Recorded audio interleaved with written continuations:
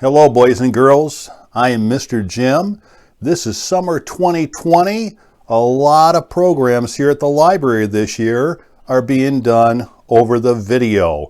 And so I have a lot of fun and cool things to introduce you to in today's magic show. I mean, there's a little stage magic, there's some close-up magic. I'll even have some guests who will be joining me today. Now before we get going, I thought I would just do a simple little card trick just to make sure that you were paying close attention. In fact, I brought 3 cards with me, and to make it easier for you, they're jumbo cards. I mean, as you can see, we have a large or jumbo King of Hearts on both sides and an Ace of Clubs there in the middle. So what I'm going to do is I'm going to take the obvious one, the Ace of Clubs, and I'm going to pull it out and just lay it by the side. All you have to do is remember what 2 cards are on the side. So don't forget, 2 kings, both red, and both with a red heart on them. So I'll take that ace, I'll just lay that aside just like that. And now all you have to do is tell me if you can remember what 2 cards I have in my hand. You know, the 2 cards that were on the sides of the Ace of Clubs. What's that? The red kings. That is correct. There are 2 red kings. That was all you had to remember. Well, of course, I guess I could challenge your memory and ask you if you remember what the other card was. You probably remember what color it was, don't you? Yes, it was black. And what was the name of that card? What's that? Ace of Clubs. No, I think maybe your memory is slipping. It was your library card. Now, I did do a little trick there, but I want to remind you, please come down to the library. Check out books. In fact, if you're watching this program, you must love magic. Come down to the library and check out the magic books, and you'll have some things that you can fool your friends and family with and have a good time.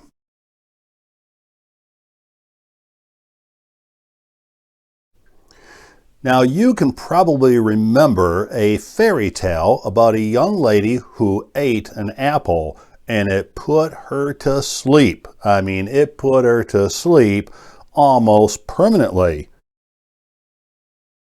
In fact, now that I think about it, it's not as big as an apple, but it is red like an apple. I'd like to do something else just to check your eyes. I'll be sharing some magic with you, and I just want to make sure that your eyes are working. So instead of a large red apple, we'll just use the red ball. Now, my hands are kind of large, and so I'm going to try to hide the ball from you in my hands. All you have to do is just watch real closely and tell me which hand the ball is in. So what I'll do is I'll just take the red ball, I'll press it down inside, way down deep inside my... Oh, you are paying close attention, aren't you? I can tell. Well, tell you what, I'll take my finger out. Now, I'll go like this, and then I'm going to split my hands, and then you have to tell me which hand the red ball is in. There we go. Some of you are thinking it's over here. Interesting. Yes, and some of you are thinking it's over here. Very interesting. Well, let's take a peek inside and let's see if we can figure out where that red ball is. I'll take a peek inside this hand. Oh my, I think you can see what color. Well, wait. It's growing and growing and growing. It's becoming larger. Oh my, look at that. Larger and larger and Whoa, I'm not sure what happened there, but now we have a huge red square. Tell you what I'll do. I'll just lay that square aside. Of course, the other hand has been in your sight the entire time, but I won't make it too easy. I will give you a choice. Which hand do you think the red ball is now in? This hand or that hand? No, I cannot fool you real easily, can I? No, the ball is not in this hand, but if I just gently blow on the other hand, like that, it will turn the little red ball into a cute little black ball. I hope you enjoyed that one. Boys and girls, I have something very unique with me. This has a very strange name. This is called the boo-boo balls. Let me explain to you why they're called boo-boo balls. You see, they made a mistake when they made this. Well, they should have made both strings the same length, but they made one string way too long and the other one too short. Again, they made one string way too long, but the other one too short. Thus, they made a boo-boo. Now, they were supposed to make both strings the same length. This string would be this long, and this string would be that long, and they would be equal. Well, that's not a big problem. We can still use these. I just want you to notice the 4 colored balls. Now pay close attention because a few moments ago I showed you a little red ball and some of you missed that. So here we have a nice long string with the white and the red ball on the long string. Over here we have a short string with the yellow and the blue. Now, I would like to think of choices. For example, you might think of some people in our fairy tales who maybe did not make the right choice. I mean, Hansel and Gretel probably should not have entertained that old lady in that house who was a stranger. But they did, and the choice had consequences. Now, I want you to notice that here we also have consequences. You see, for example, I would like you to just focus on the yellow ball for just a moment. Go ahead, just look at the yellow ball, get your eyes fixed on the yellow ball, and all of a sudden I can tell something is happening. You see, by using your eye power, the yellow ball is now connected to the red ball on this side. Now I know what you're thinking. Wait a minute, Mr. Jim. How could the yellow one be connected to the red when in fact the white one was connected to the red? Well, see, the truth is the white one is connected to the red if you take your eyes off the yellow. Here, let's try it one more time. This time, I want you to focus on the blue ball. Now, don't focus on the red one over here. Don't focus on the white one on the bottom. Just focus on the blue one. Now, are your eyes there? Are you focused? Yes, I sense that it's working. Let's find out. If I pull on the blue one, sure enough, it pulls the white one up. You did a great job. Now, as you know, we have the blue, which is connected to the white. You already know that the white is connected to the red. The only question left is, what about the yellow one? Well, let's find out. Focus now on the yellow. There you go. Now the yellow one is connected to the red. Of course, the yellow one is connected to the blue. And if we put the blue on the bottom, well, now you'll see that the blue one is also connected to the red, which is on top on this side, and the white, which is on the bottom, but it's also connected to the yellow on top on that side, which is connected to the blue on that one. So now we know that the blue is connected to the white is connected to the red is connected to the yellow is connected to the blue. I mean, they're all connected together. Now that leaves one last question. If the blue and the yellow are on this end, and we have two long strings going across to the other side, have you figured out which one is connected to the blue one? Is it the red or the white? Which one do you think is connected to the blue? The red or the white? Well, the truth is, if you don't give away my secret, the truth is that none of them on either end are actually connected. There are no strings. Now, just outside of the Black Forest are the very large hills of southern and southwest Germany. Those hills, those mountains, in fact, are almost magical just to look at. So I was thinking of something. What if we were to take a venture into those hills, especially the right time of the year when all the flowers and everything are blooming? I would like to point out that this here is sort of like grass in that it's green. Now, it's not green on just one side, it is green on both sides. Now, you'll notice that there are no holes. I can pull this tight. You won't see any large holes. In fact, you won't see any holes at all inside of my green grass. But see, I think of this as the green grass out in the backyard. Now, what I'd like to do is to actually lay this over my hand, sort of like a tablecloth, with a hole right there in the center. Now, you and I are going to make the hole together. I'll put the hand right here. I mean, there's nothing tricky here. As you can see, the cloth is just going to go over the hand. And I'll put a little hole right there, just like that. Just push it down. Here, go ahead, reach through the TV. There you go. Now, we're going to push down just like this. Now, with this being the grass, we're going to add some magic seeds. Would you mind just reaching through that TV and hand me some magic seeds? Thank you very much. Now what I'm going to do is I'm going to take those and go just like that.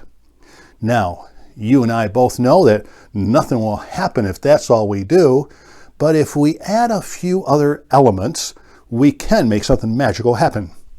Oh yes, sun. We need the sun. If you would do me a favor, just hold out your hand and begin to go like this. Send me some rays of bright sun. Go ahead, send me some more rays of bright sun. Oh, that's good, that's good.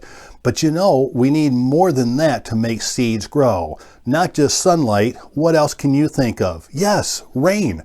So we're going to need some rain. So if you can just hold your hand out for me, please, and just give me some rain. Go shh, just like that, just like that. Right over. Oh, that's very good.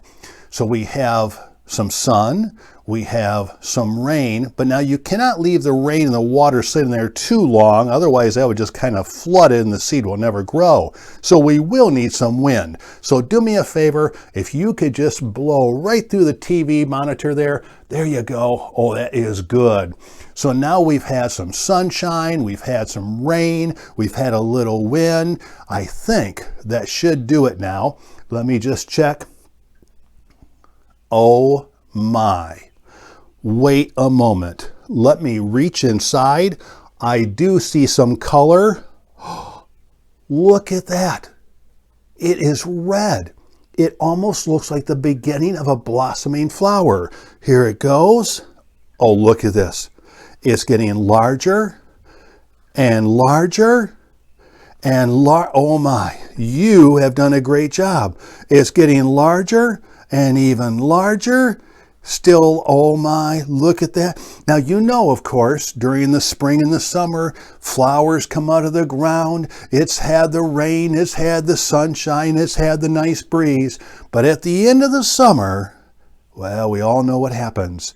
Those flowers start to make their way back into the ground. Back into the earth they go. All of them around us. They quietly go back to sleep. Here, I'll just push that down just like this. There we go. There we go. In fact, I'm going to push that whole green cloth inside the hand. There, just like that. That's good. That's good. All the way down inside. just like that. And here we go. In comes that winter wind. And you know what happens then.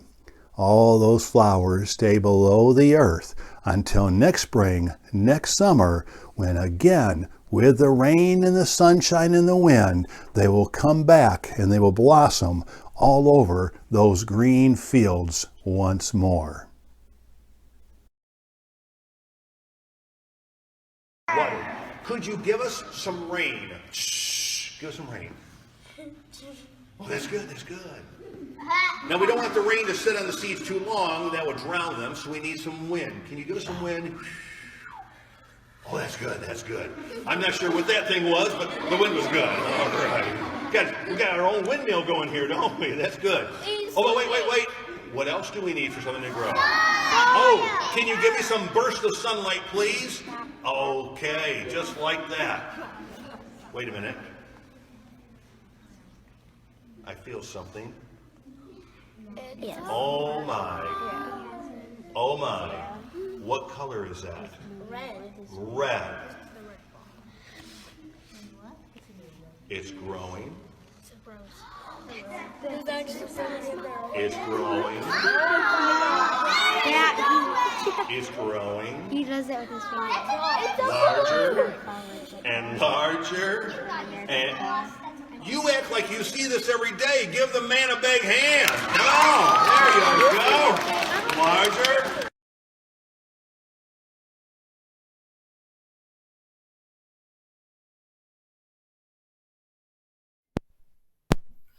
Hi, Mr. Jim. Thank you so much for having me. My name is Trino. I'm coming to you from my apartment in Grand Rapids, Michigan. Watch. Take a cloth like this, fold it up like a little bag.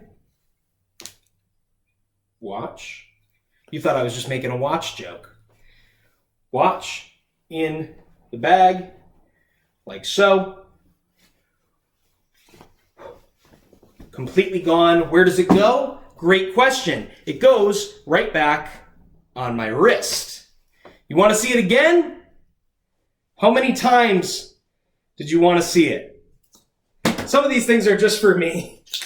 Kids, I got a question for you. What is your favorite snack? Maybe to have after school or after you're playing with all of your friends? What is it? Say it out loud for me. Great.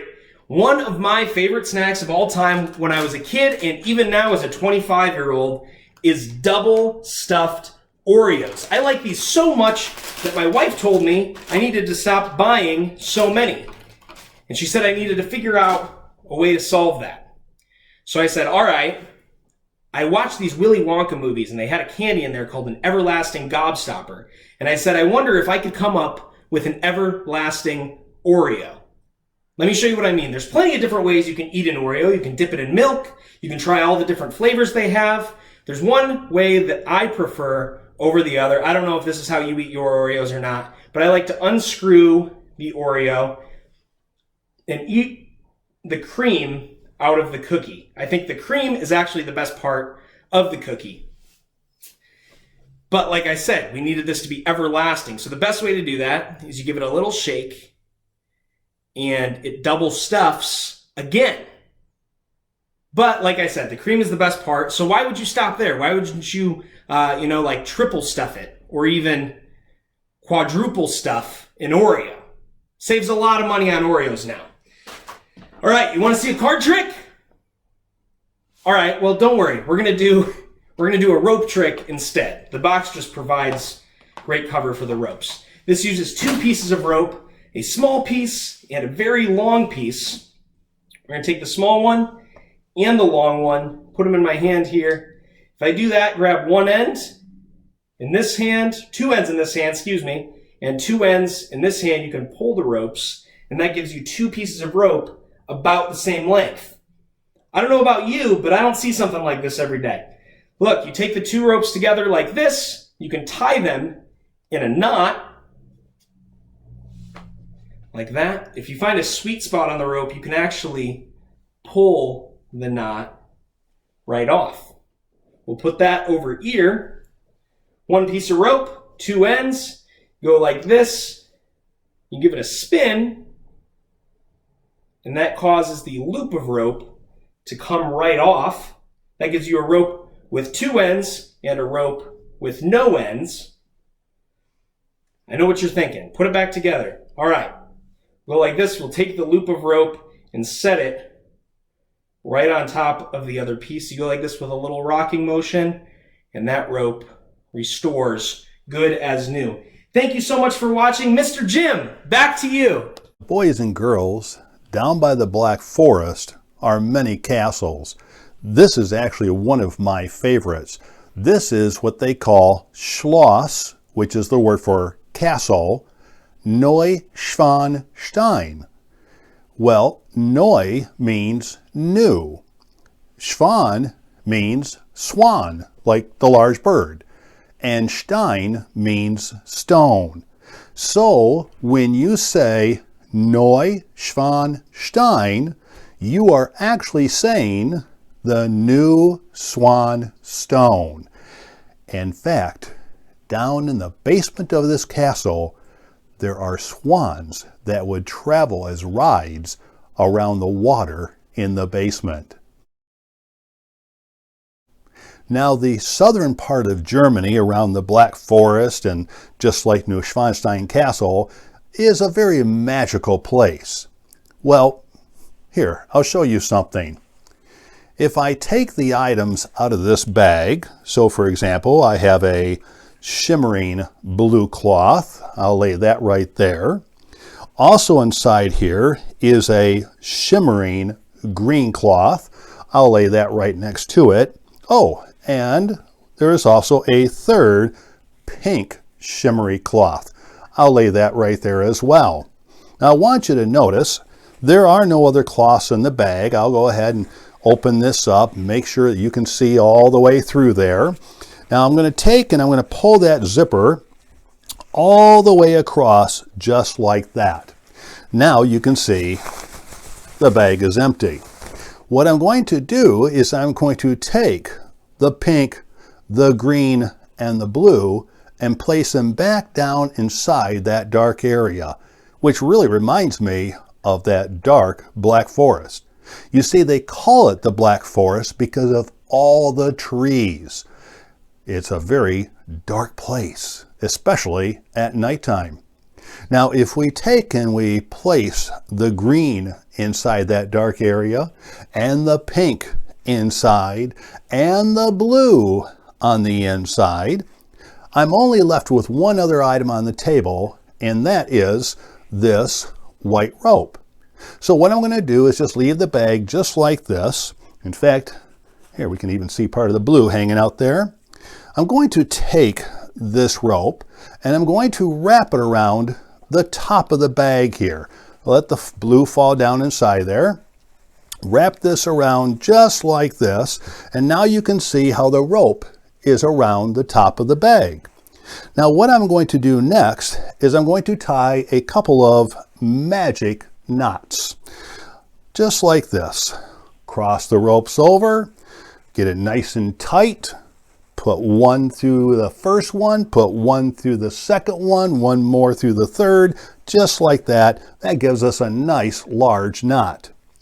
But now, just like the Black Forest there in Germany, magic is sure to happen.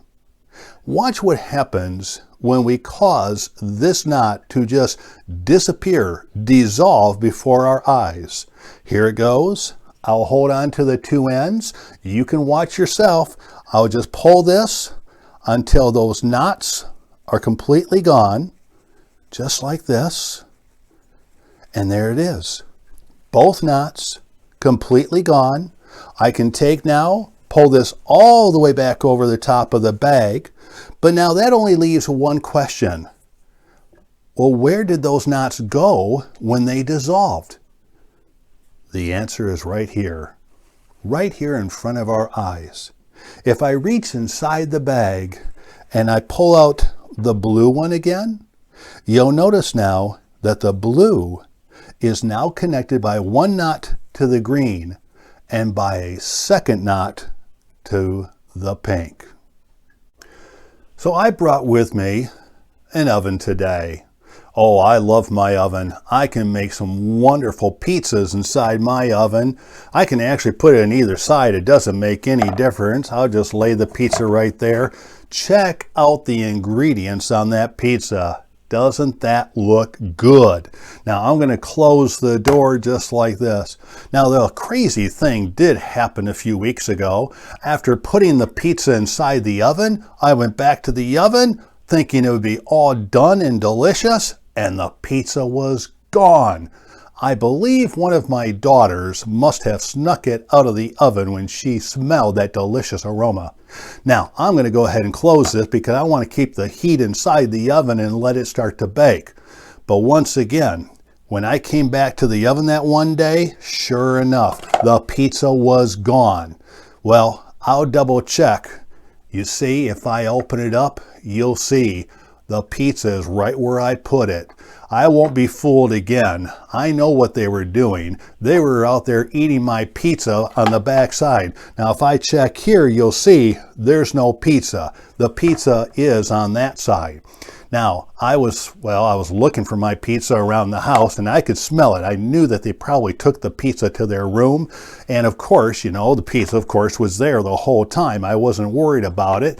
Anyways, the pizza, I found out, must have been eaten upstairs because the pizza was not here. And of course, it wasn't there. What? No, the pizza's not there. You see the pizza's not here. The pizza's on the other side. What's this? You think the pizza has disappeared over there? No, let me check. Well, wait a minute. The pizza is gone. What happened to my pizza? I can't believe it. I put the pizza on that one side and all of a sudden the pizza's gone.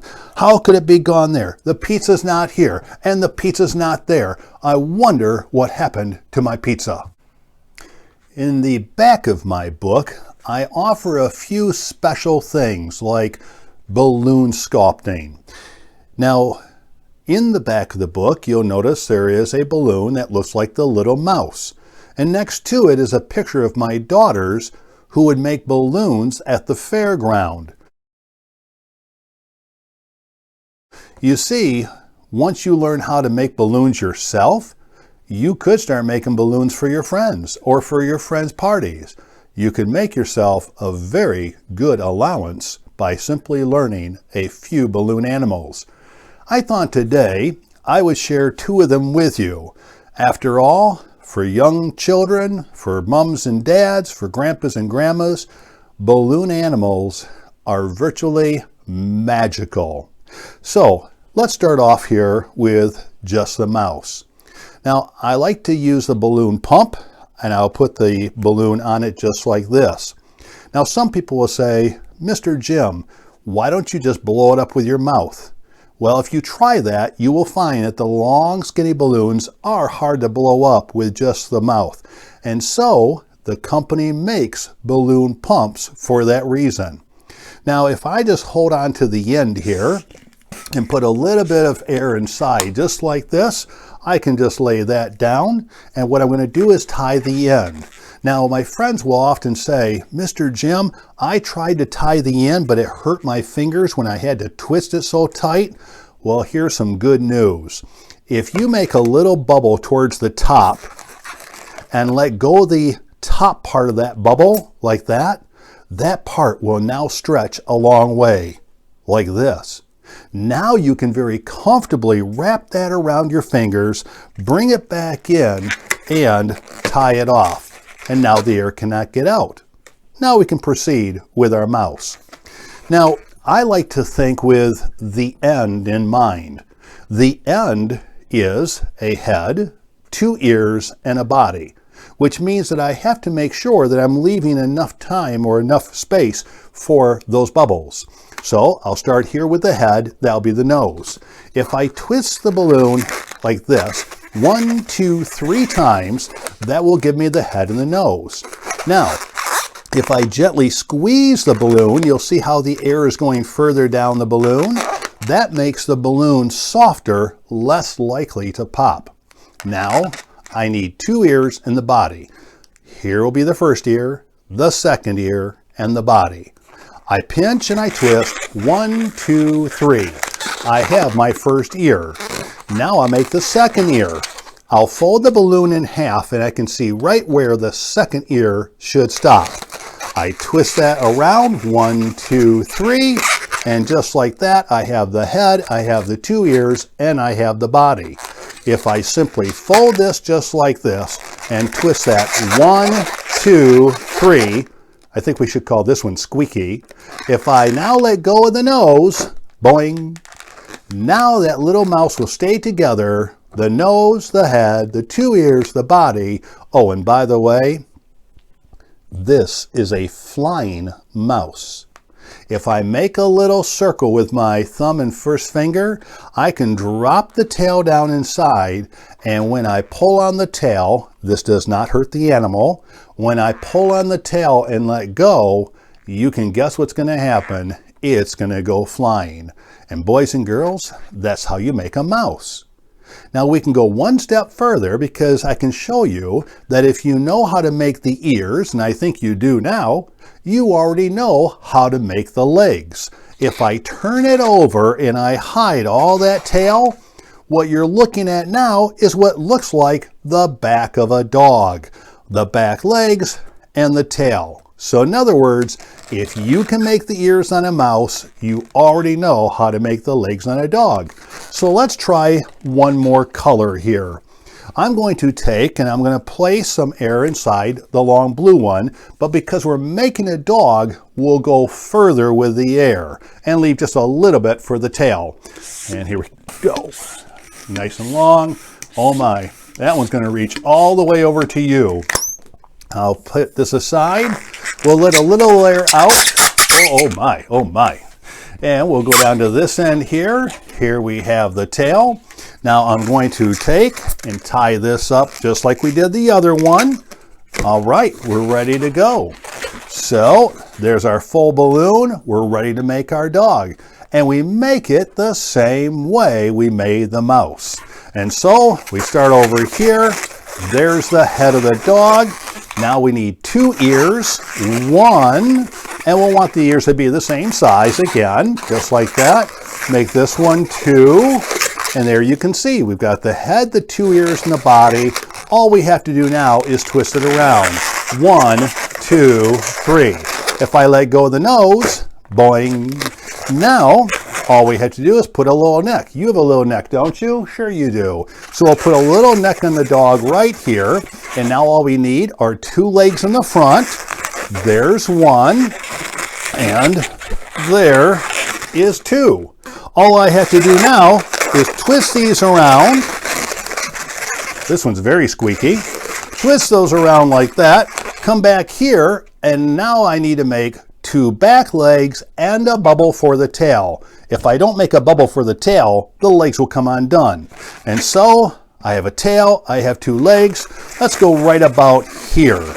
If I put 1 leg right here and I put another leg right next to it and twist that around, now I have a nice blue dog.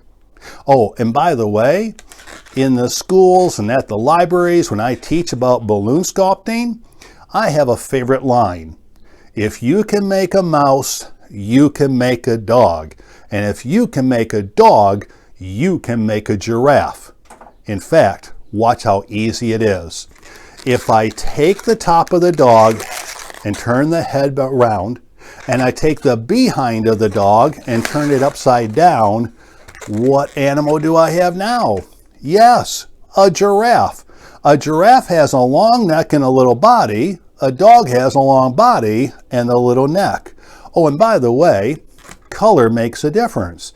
If I really wanted to make a giraffe, I would have started off with a color like maybe orange. But if you go with a blue or a gray, a purple or a black, you could even say that you made a dinosaur. Try the balloon sculpting. I think you'll love it.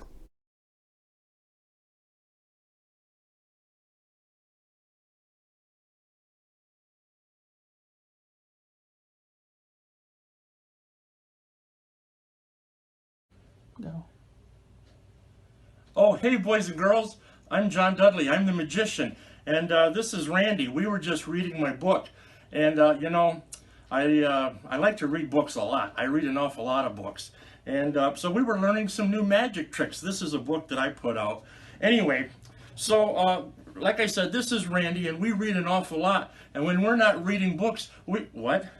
You, what? Oh, excuse me just a minute.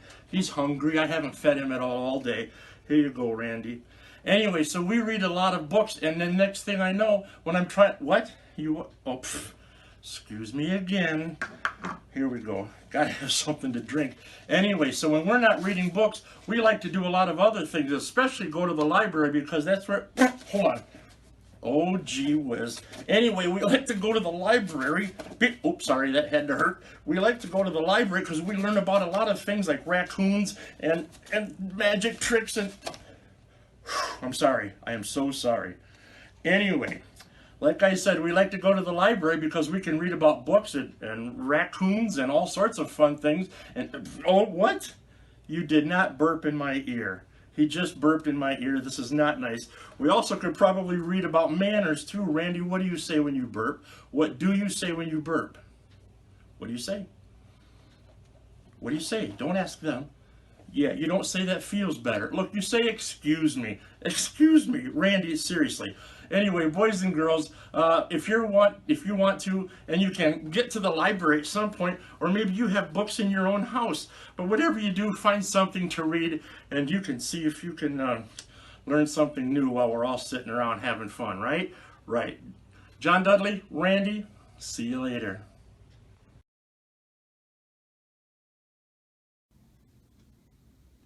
Well, as you can see, I've laid out some coins on the table. I actually have a few extra coins. 1, 2, 3. What I'm going to do is I'm going to place those 3 coins on one of the 4 sides. For example, maybe I'll just slide this one right over here. But before I do that, I just want you to notice there's 10 on each side. 4, 5, 6, 7, 8, 9, 10. 7, 8, 9, 10. 4, 5, 6, 7, 8, 9, 10. And finally, 7, 8, 9, 10. 10 coins on each side.